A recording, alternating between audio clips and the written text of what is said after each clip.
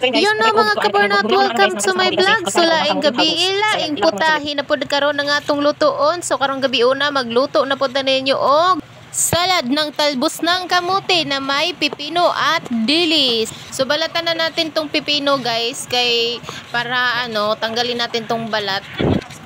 At pagkatapos na niya natin mabalatan mga kabornat, ay ilagay natin at hiwain natin ng paste.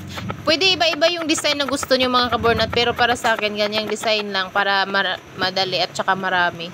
So kanina habang nasa trabaho ako, nag-iisip na ako mga kabornat kung anong ulam ang lulutuin ko. So hanggang nakauwi ako ng bahay, wala akong naisip. Hanggang sa nag-alas 6 na lang ng gabi, ay naisip ko na kung ano ang lulutuin ko. Kasi naisip ko kasi araw-araw na lang kami nagisda, kaya hindi ko na alam kung anong lulutuin ko. Kaya ito na lang ang naisipan ko. Ito yung lulutuin ko, tapos magluto din ako ng bangus na binagoongan. So ayan mga kabornat. So ayan, ilagay na natin yung talbos, tapos nagsangag din ako ng dilis para ilagay na. Pagkatapos dyan ay halu-haluin lang yan mga kabornat. Lagyan lang yan natin ng asin, lagyan natin ng ano pang gusto mong ilagay dyan. So, kung pwede na, optional na lang yan mga kabornat. Tapos lagyan na natin ng suka. Yan lang mga kabornat, tapos halu-haluin lang yun. Halu-haluin lang yan siya mga kabornat ng maayos hanggang na lahat ng gulay ay mahaluan na ng suka. Pagkatapos mga kabornat, kapag nahalo mo na yan ng maayos, so pwede mo na yang tikman kung sa piling mo na okay na siya. So pwede mo na siya yang tikman mga kabornat para malaman mo kung ano na ang kanyang lasa. So tikman natin mga kabornat kung okay na ba yung panlasa sa akin, para sa akin.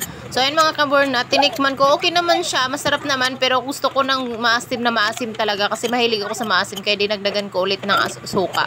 So pag ganyan na, nahalo mo na, tapos tikman mo ulit kung kung okay na ba sa iyo yung lasa, okay na ba yung asim, okay na ba yung alat. Pero parang kasi sa akin medyo hindi pa siya sakto sa panlasa ko na maalat-alat. Hindi naman siya masyadong maalat, pero gusto ko kasi yung sakto lang, yung hindi maalat, hindi din matabang, kaya dinagdagan ko ulit ng asin. Tapos yun, titikman ulit natin. So mga kabornat, maubos na lang yung pagkain ko sa kakatikim. Ganito talaga ako magluto. Maya-maya ako tikim, maya-maya ako tikim. Kaya maubos na lang yung pagkain ko na hindi pa ako sa sobrang tikim-tikim lang. So ayun mga kabornat, okay na sa akin mga kabornat, kaya ayan na, nilagay ko na dyan, siniparit ko na kasi okay na yung niluto ko. At ito na mga kabornat ang aking salad ng talbos ng kamote na may pipino at dilis. So, thank you for watching mga kabornat. Updated po kayo sa susunod ko pang mga video para ma-update kayo, at sana ma-share ninyo para makuha nyo din ng ideya kung ano ang gusto nyong ulamin sa hapunan, tanghalian at agahan mga kabornat. Thank you!